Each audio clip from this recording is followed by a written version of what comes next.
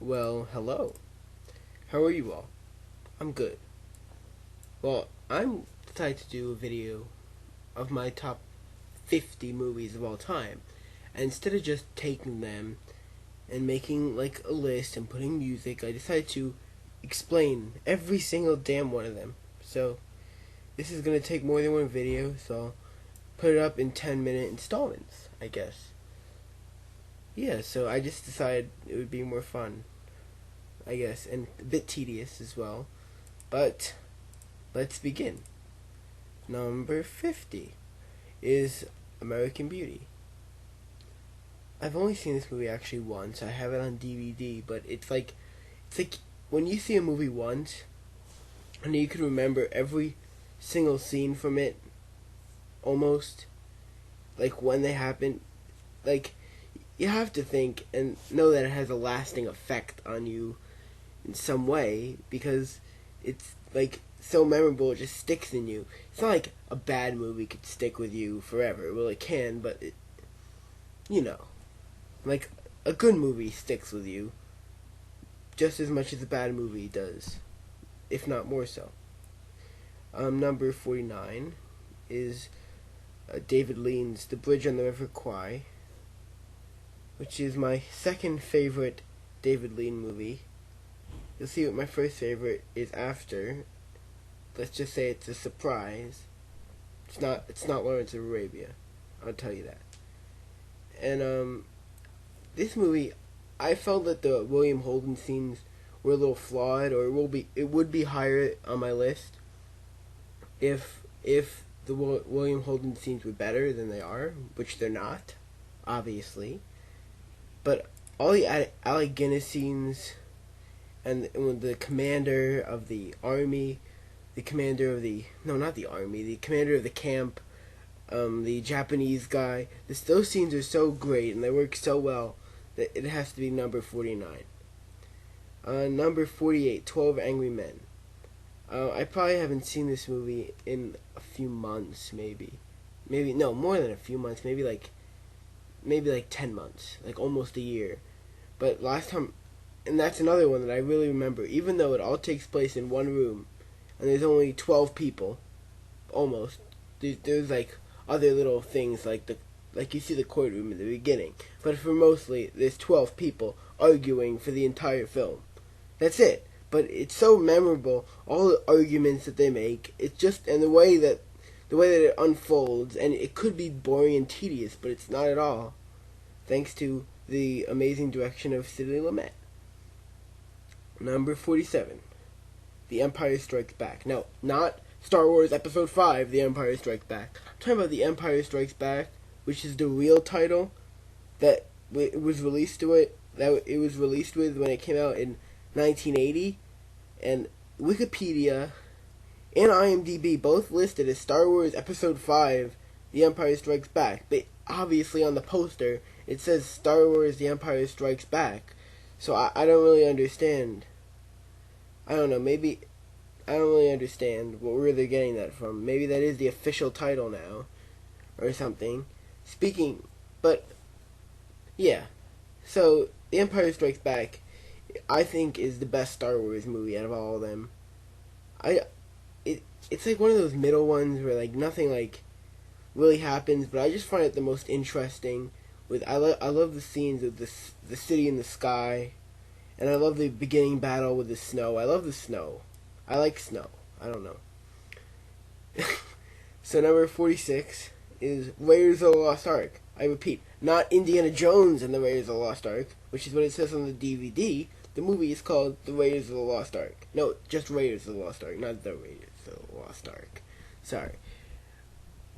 Indiana Jones, the first time you see him, Harrison Ford is awesome, obviously, in that movie.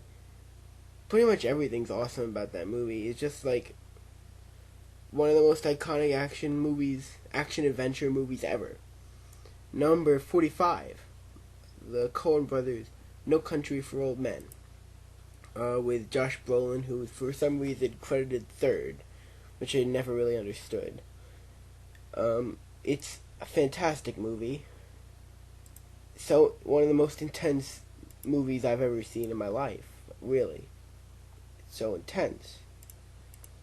And Javier Bardem is so amazing. He won the Oscar, and is well deserved. Number 44.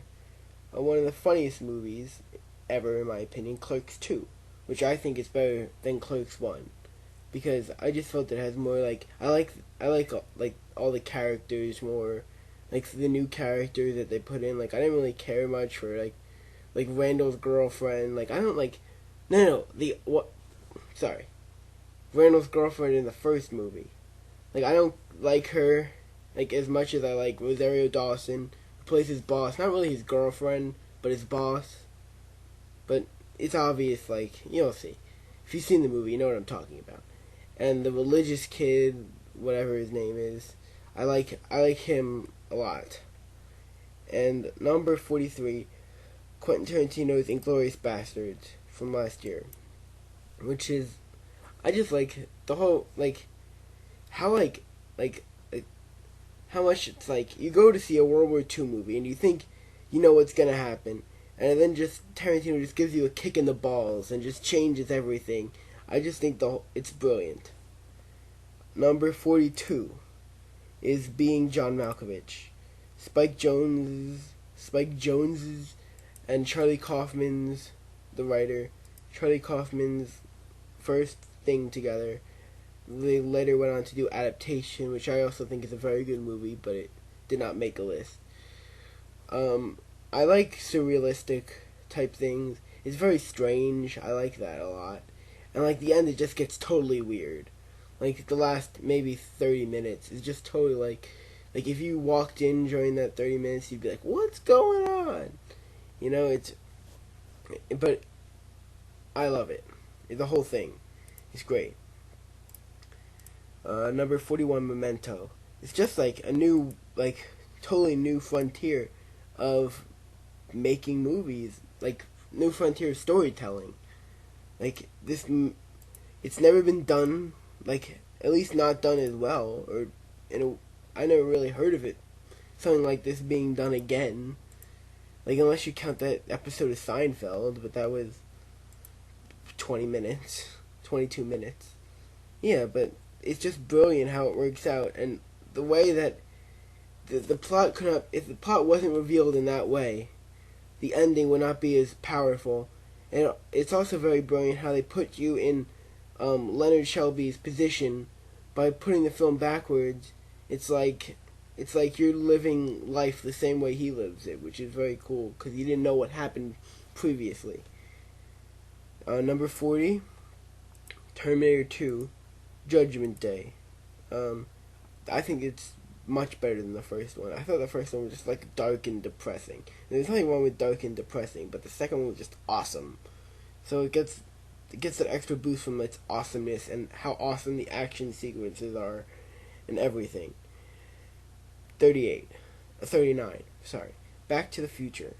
It's like my guess is it's one of the most seen sci-fi movies. Not like Star Wars maybe, or like the most seen sci-fi movies, and that's for a reason because they're so good.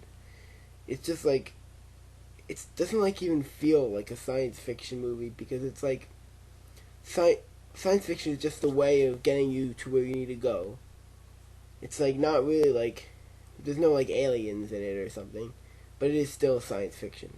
That doesn't really mean anything, but yeah. So I'm gonna leave it at that for the first part, and see you back next part.